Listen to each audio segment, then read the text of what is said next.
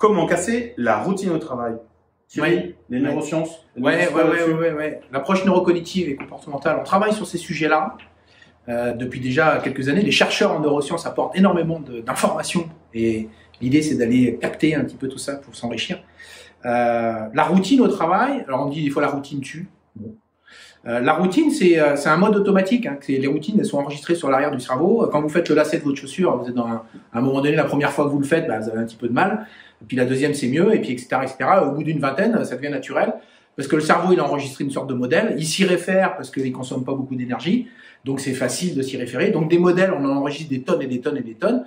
Quand vous prenez votre voiture de chez vous pour aller au travail, pour ceux qui ont l'habitude de faire ce trajet, ils sont dans des modèles. Accident mortel. Oui, ça peut être ça aussi. C'est ça.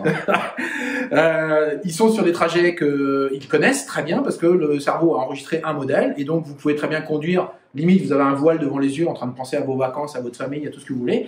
Et vous faites le chemin et des fois on fait 15 km, 20, 30, même des fois 100 km et on se rend même pas compte qu'on est sur la route. Parce que c'est un modèle automatique. On est rentré, par exemple, dans une routine. Il n'y a pas que la routine dans les modèles automatiques. Il y a d'autres types de modèles automatiques. Mais la routine en est un.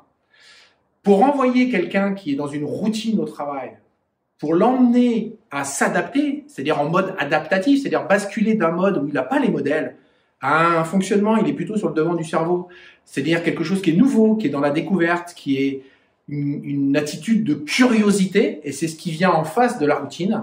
La routine est un modèle automatique. En face, le modèle qui permet d'adapter ou d'ouvrir les yeux, c'est ce qu'on appelle la curiosité. Donc, l'exercice consiste à amener des personnels qui sont dans des fonctionnements type routine, de les faire, on appelle ça la bascule, de les faire basculer vers, par exemple, le mode plutôt orienté vers la curiosité. Exemple, lorsque vous achetez un nouvel équipement, eh ben avant de l'acheter, on va inventer vous achetez un transpalette, voilà quelque chose d'assez basique, un transpalette. Ben, plutôt que de l'acheter et puis de faire en sorte que les gens s'habituent à l'outil, emmenez-les au démarrage avant l'achat de ce matériel, voir ce que c'est que ce matériel, posez des questions, travaillez sur l'outil, faites des petits tests et en fait vous emmenez les gens qui sont habituellement dans leur routine avec leur transpalette, vous les emmenez dans une forme de curiosité, c'est-à-dire qu'ils vont être curieux de l'outil qu'ils vont utiliser et après vous l'achetez. Vous faites basculer les personnes. Et si vous pouvez faire basculer les gens sur la gestion du projet, sur la conduite du changement, de les emmener de leur routine permanente, c'est ouais, encore un projet en plus, ouais, on va faire, c'est un éléphant qui accouche d'une souris.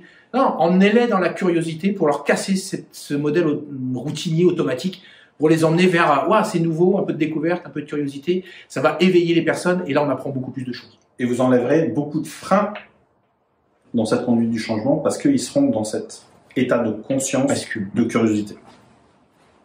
Salut!